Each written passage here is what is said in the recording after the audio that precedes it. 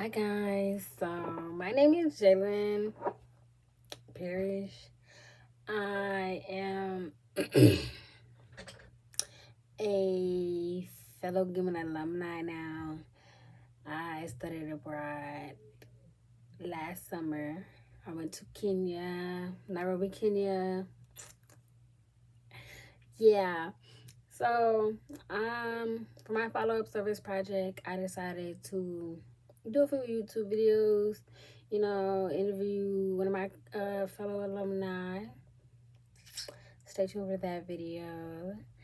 Um, but yeah, I kind of wanted to show people that studying abroad is not impossible. If there's a will, there's a way. I'm telling you. When I first thought about studying abroad, it was fall of my freshman year. I joined a program that talked about cultural experiences and stuff, and so we took a tour of Houston. Houston is, I go to college at Prairie View A&M University. We're in Houston, so Houston is a very diverse place. We have mosques and stuff of those, like you have lots of museums and stuff that talk about different cultures, and it just really intrigued me. So when the opportunity came up to study abroad, my first thought wasn't about the funding. My first thought was, where can I go, when, and how soon? Then the funding rolled in. I was like, ooh, how am I gonna get this done? And so I went to go talk to my advisor. She brought up Gilman, and at first I was like, I don't know about that. I don't know if I can do that. Look at me now. I did it. So yeah, I just want to really talk about how you can do it, my experience, how much I want to do more. Like once you get that travel bug, you get that travel bug. Like I can't wait for my next trip. So yeah, I'm Jalynn Parrish. I'm a nursing major with a passion for global education. I cannot wait to do my master's abroad. Hope and pray that somebody else pays for it. But yeah, and I'm just really thankful for the Gilman Scholarship for allowing me to study abroad in Kenya. It was a beautiful place. There was just so much to take in. Let me see. So this was maybe day 2 or 3 of our trip. I don't know if y'all can see that, but that was just such a pretty, like we were heading to the safari, and so here in America we don't have very much greenery like we do in like Oregon and stuff like that, but it's not really everywhere, right? So when I saw that, I was like, oh my gosh, like I need to take a picture. So it was like that. It was just a little waterfall. Like it was just so much pretty things. And oh my gosh, y'all, look at this sunset. I love sunsets.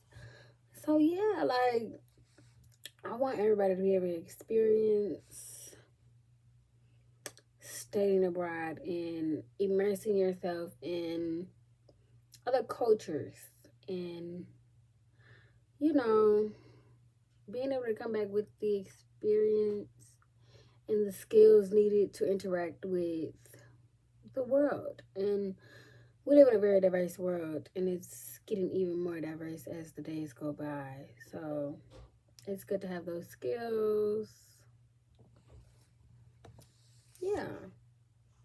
So the purpose of my channel is dedicated to sharing my experience, some tips and tricks, talking about the questions that I had when it came to applying, the application process, other funding opportunities. Also, it's not my channel won't just be Gilman based. Gilman will be a big part, but there are also other things, so like boring, um, the Pittman Wrangle. You can take the Peace Corps route if you're a senior. Fulbright if you're going for your graduate programs. There's so many out there, and I just want to give everybody the opportunity to reach for the stars. So, yeah, like take that leap into international studies. No matter how much it costs, there's a way to find you some funding. You know, yeah.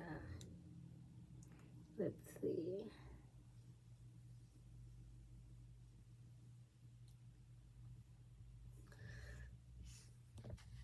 So, let's talk about my experience. For me, I'm not a light packer, so it was hard to fit all my clothes in one suitcase. But I did it. I did fit it in one suitcase and then a carry-on or two. Thank the Lord for carry-ons. So I was able to do that. When going to, I wouldn't necessarily say rural countries because Kenya is such a beautiful place which is so rich with natural resources. You don't want to dress too upscale. I would say, make sure you pack you some sweats, leggings, hoodies, t-shirts, nothing too tight. Make sure you pack you some bug spray because malaria and the mosquitoes is big. Make sure you have those things on you. Make sure you bring your medicine, a blanket,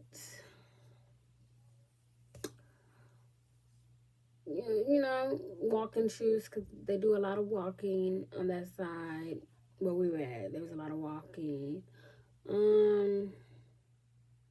Make sure you're ready to interact with the people that you're visiting.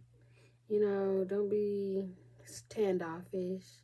You're there to learn from them, to give them some of your knowledge. It's a cultural exchange, both ways.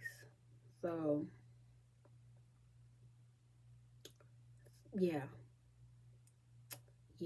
So I recommend brushing up on the country you're visiting. Look into it, do some research, do some TikToks and stuff to get a grasp of what the culture is like before you just go and be completely culture shocked. Because I was a little culture shocked. We visited a elementary school while we were there, and it was a toilet on the floor, completely on the floor. I had never seen one of those before, so that took me for a loop. You know, you live, you learn, you experience new things. Let's see what else.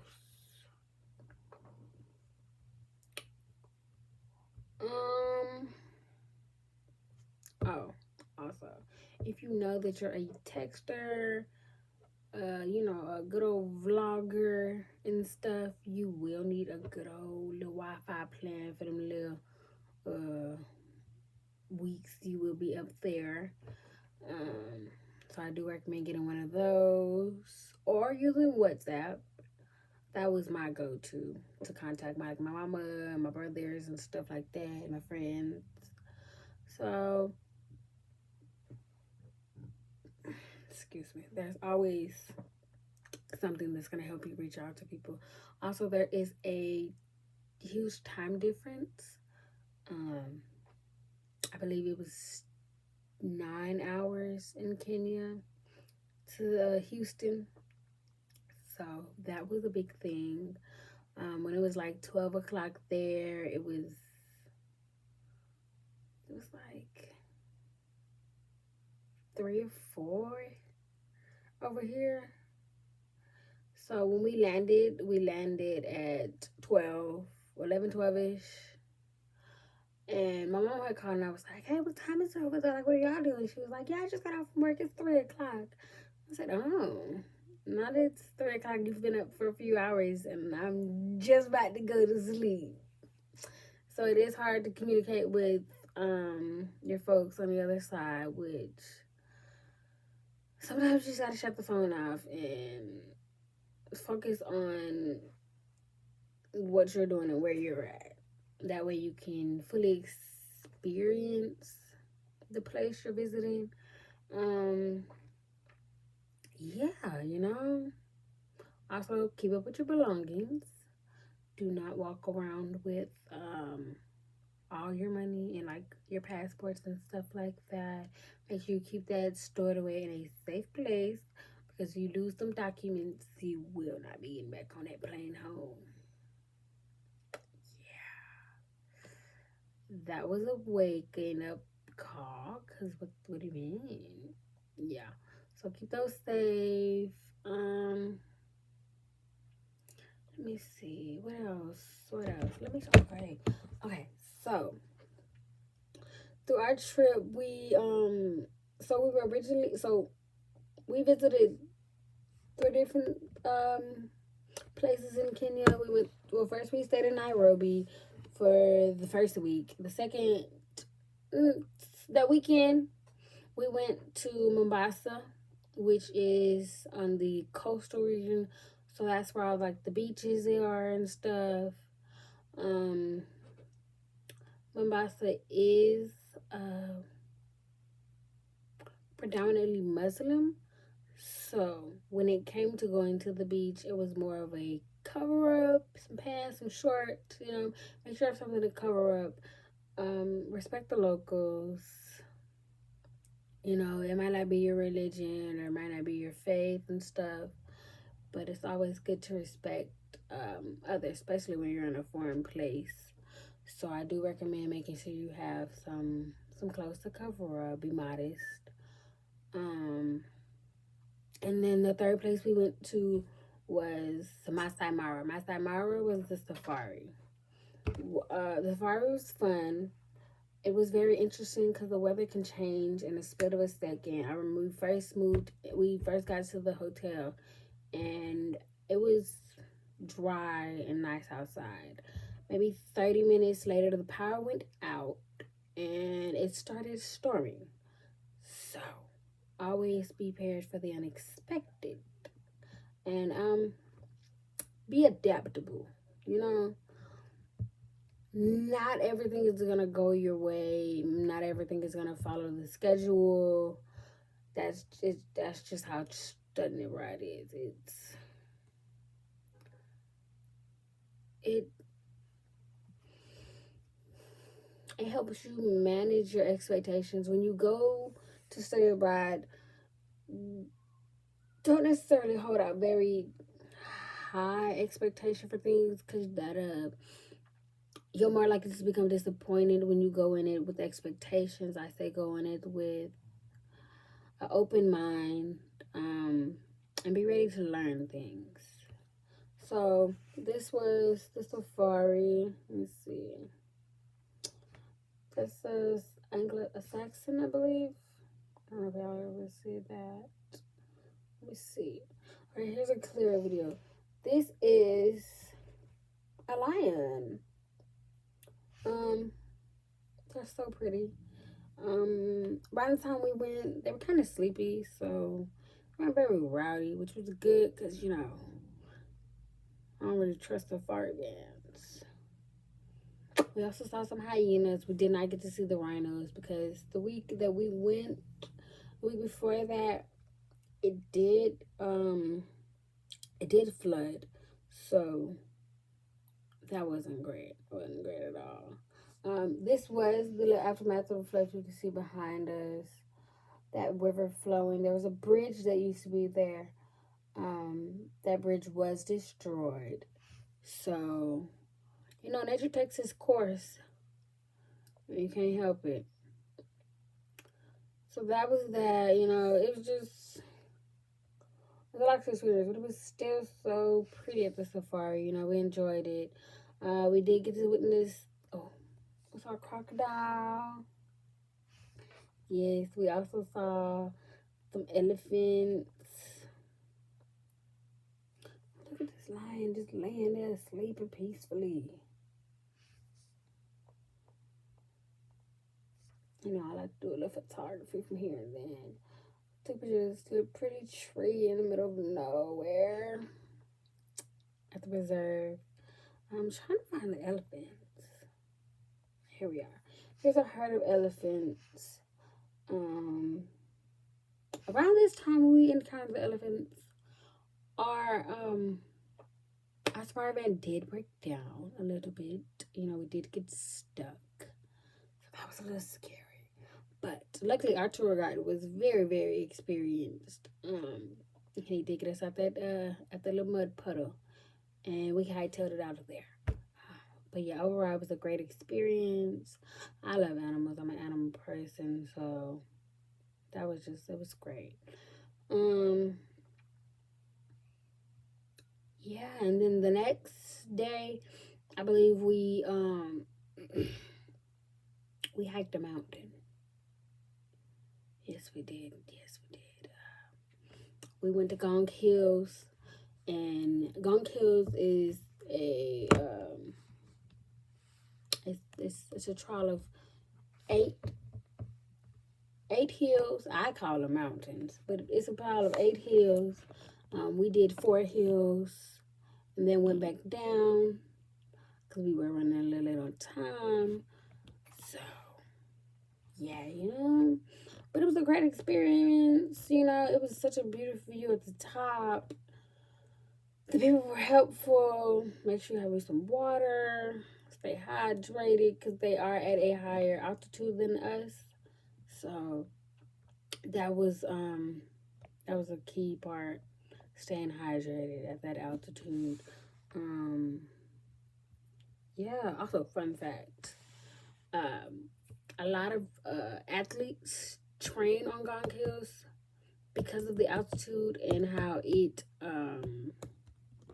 allows for your blood cells to obtain oxygen faster the more you go up in altitude. So that was interesting to know. Found that out from a local. Also, while we were going up, there was an athlete training. So yeah, you just never know what you're gonna experience when studying abroad in a foreign country, you know. So yeah, you know, my next few videos I will hope to be more organized. If y'all have any questions, please drop them in the comments. Yeah, you know, thank you guys for watching. Y'all have a blessed day.